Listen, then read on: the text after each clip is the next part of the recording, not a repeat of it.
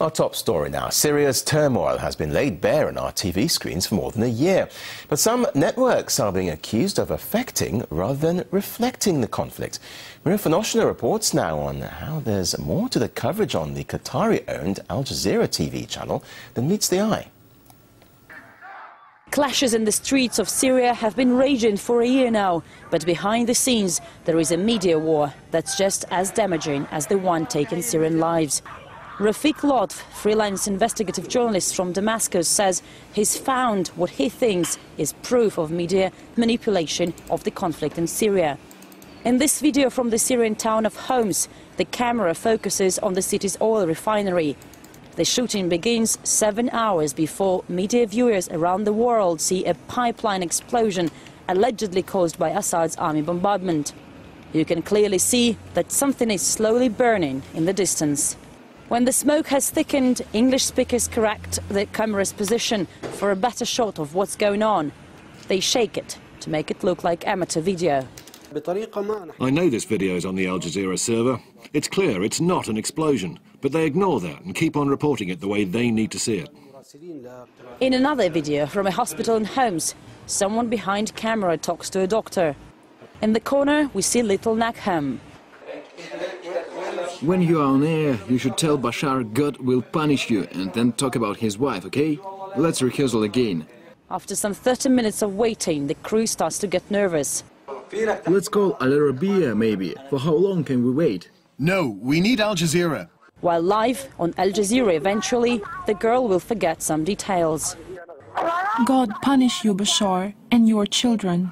In this footage, we see Danny, a Homs activist known for his exclusive reports from the very epicenter of the conflict. He's preparing to go live on CNN, and there is no shooting until he asks for it. What shall I say?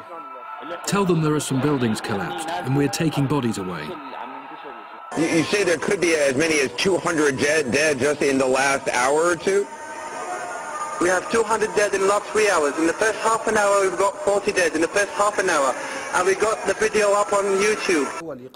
The activists who become journalists try to make their shows as hard as possible. The more blood and death, the higher the price. But not everyone is happy about it. Well-known war correspondent Ali Hashem used to report for Al Jazeera from the world's conflict hotspots, but Syria has become the Rubicon he couldn't cross. He mentioned armed groups fighting against Assad's army, and his bosses in Doha told him he needed a vacation. Ali has just resigned because of biased coverage, he says. Some were like, promoting the revolutions in Libya, Syria, Egypt, Tunisia, whatever, and dumping, for example, the revolution in Bahrain and Saudi Arabia.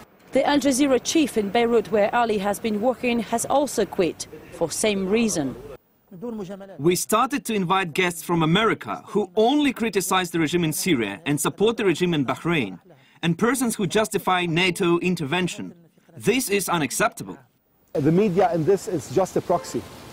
It's a proxy used by external factors, by external factions, by external governments, by maybe the West, whoever, to fuel these wars. With more and more proof emerging of the international media's involvement in the Arab Spring revolutions, the question remains open: to what extent do they influence events, and how much responsibility do they therefore share for what follows? Maria Fanoshna, RT, Beirut, Lebanon.